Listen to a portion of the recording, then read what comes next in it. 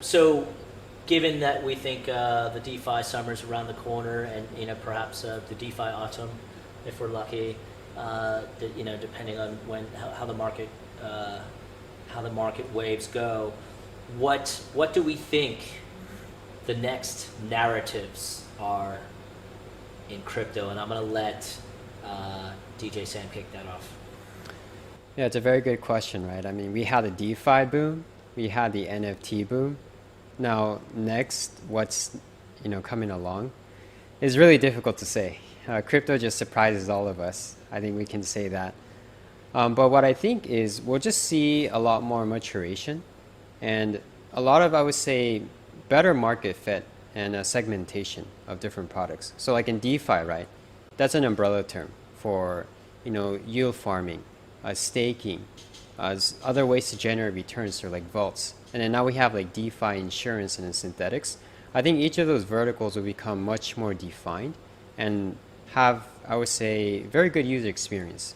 Just kind of like what Crypto Villa said, even with like flash loans, it's still very primitive. There's a lot of opportunity there, but it's so difficult to do right now. So I think having more user-friendly apps, being well defined, and I would say even getting integrated with traditional finance could be something that's coming along. But yeah, I really don't know. This is $1 million question that we all would like to figure out. Cryptocito, what do you think the next narrative in crypto is? Where are we surfing to? I think I think if I only could pick one, right? I think there's many niches, right? Start with one, go to many. Yeah, go for it. I mean, I think cross-chain compatibility, like interoperability, is going to be the name of the game for the next couple of months, because there's actually breakthrough protocols that are launching, whether it's on the DEXs or automated market makers or different yield strategies where you can just connect different chains to each other.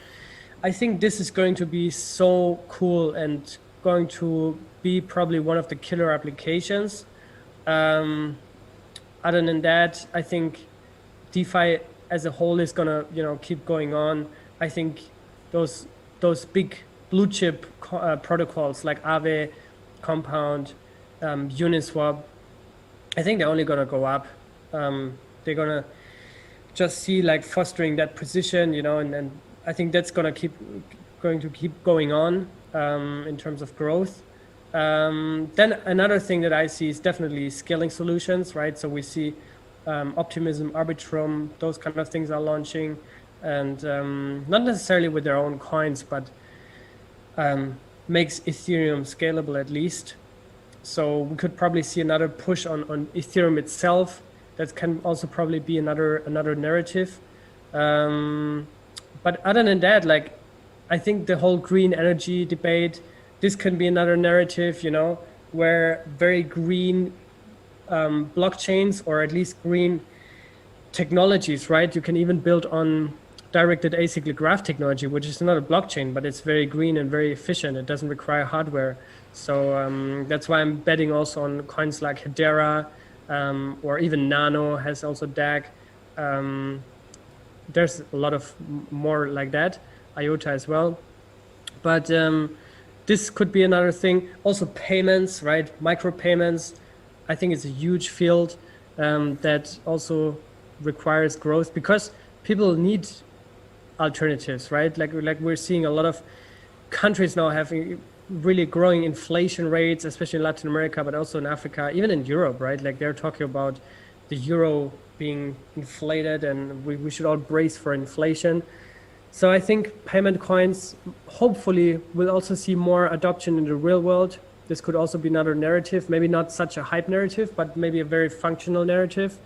And then like Villa was saying, flash loans with the right user interface is also absolutely huge. And it gives you access to capital like you could never even dream about. So a lot of things, but my main thing is interoperability. I think that's the killer application. That's gonna be really big. What do you think, Crypto Villa? What's the next narrative, if you had to choose one? Well, actually, I think we have three good narratives. Give it three. Okay. The first one is DeFi, of course. For me, it's pretty obvious. It's gonna grow much more. And mainly the derivatives market. If you see right now, the derivatives market inside the crypto space is very small, and we don't see this on the real world. On the real world, the derivatives market is the biggest one, right? And in the crypto still is not the biggest one, mainly because you don't have a good interface. It's not too easy to everyone to use. So that's the main point here, and I think it's gonna be so huge. The second narrative I told you before, it's about insurance, right? I think maybe insurance it's still inside DeFi, but anyway, I think insurance is going to be a big narrative, and every project will need to have some kind of insurance, I don't know, insurance partner or this kind of thing. It will be a must-have. Otherwise, the people won't buy, won't support the project. I think this is a huge point for mass adoption in crypto, because the people will feel much safer with this. And the third narrative, I think it's cross-chain, like Cryptocito just said. And the cross-chain will boost, right, the DeFi and insurance narrative as well. So I think these three is going to be the three biggest narrative in the crypto space. All right, I'm gonna add my contribution to this, which none of you guys have touched on yet. So I don't know if it's in the short term, but I certainly see it in the medium term, especially now as we almost are in peak woke culture, cancel culture. And I've mentioned this in the last episode, but we're living it right now. And I'm gonna quote again Balaji, who was the former CTO of Coinbase, the pseudonymous economy. And I think, given our avatars, I think that was what inspired us actually on this sort of avatar play. While I don't think it would take too much research for people to figure out who we are as far as a team, I think we are going to be emblematic of what's to come. So how do we create things? How do we interact, whether that's privately or commercially or in any other way, where we have privacy and security?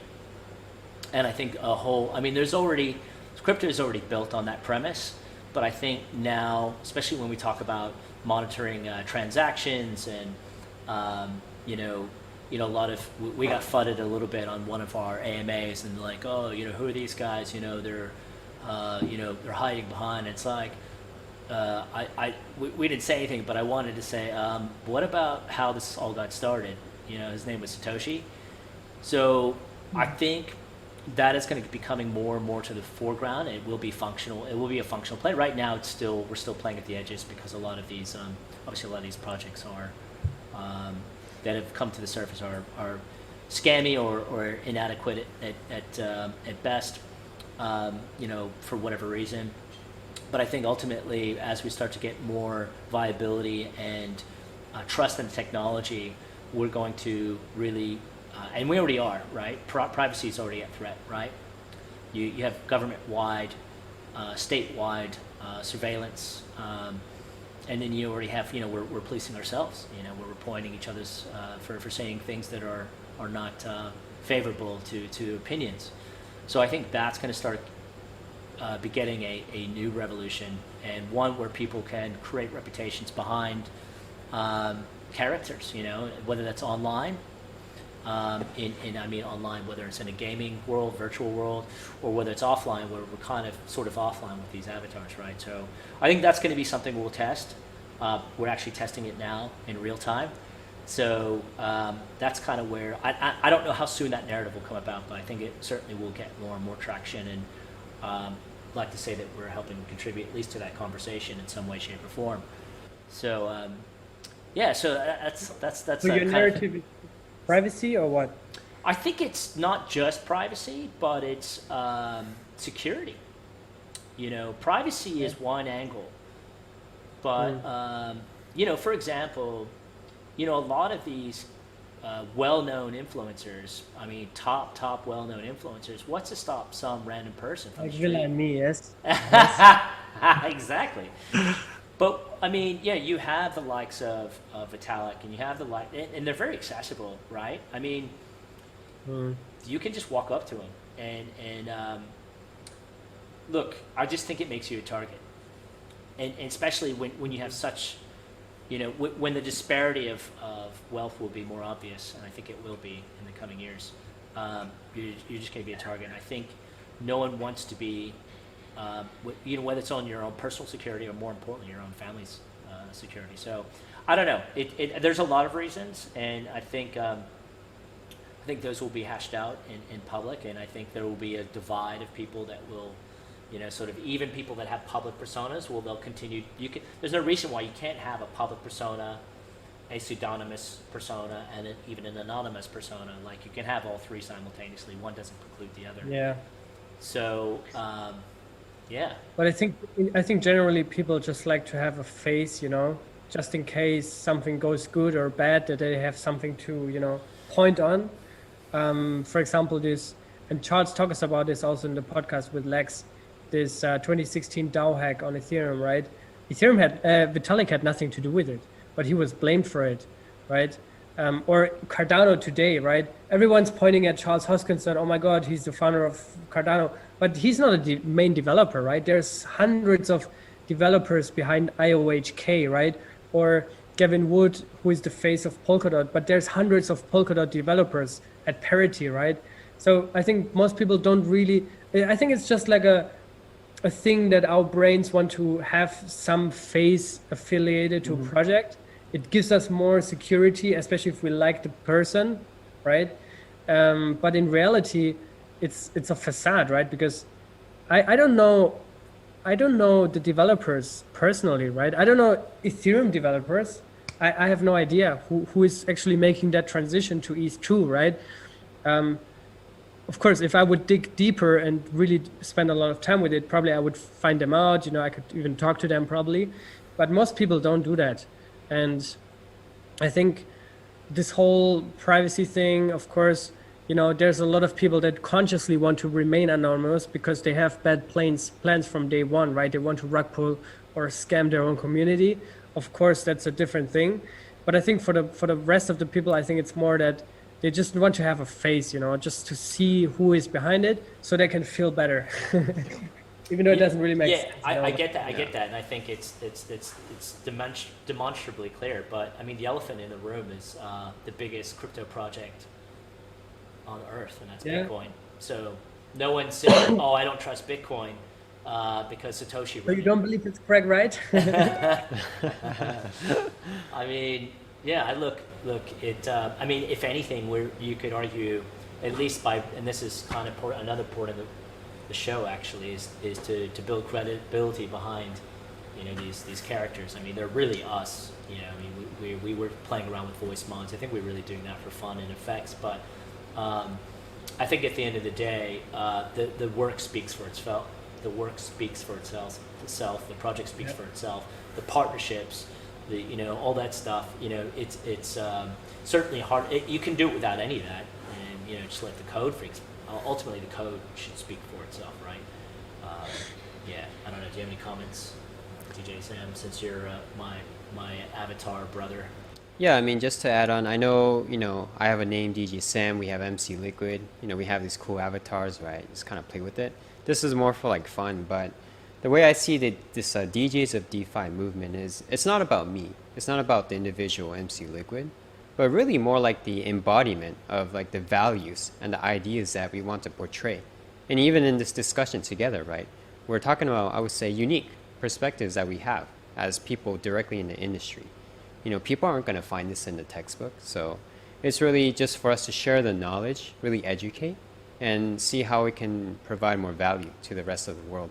And I think that's what this DJs of DeFi really is about. What about you, Crypto Villa? You have any comments? Well, I totally agree. I was thinking here when you said about the security and not privacy, and I thought about here, right?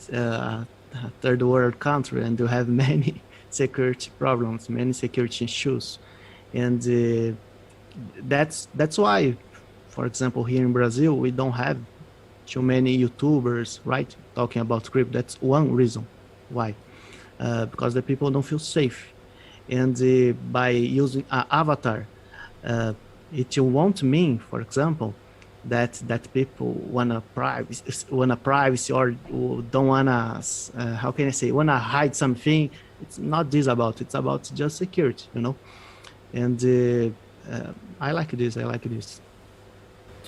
Yeah, look, it's one of those ongoing discussions, right? I think it will evolve. I keep referencing Balaji because I think he's thought this through, and he's thought about a bunch of other things that are highly relevant. I won't drop those in. He's one of the guys that I follow quite closely because he's able to articulate it and make it accessible, right? But that's the thing that inspired us as a team to really play with this whole concept of the avatars and really again have fun with characters, all this sort of stuff. But I think there's legitimate real world use cases, right? So Sure. And we're exploring those in real time.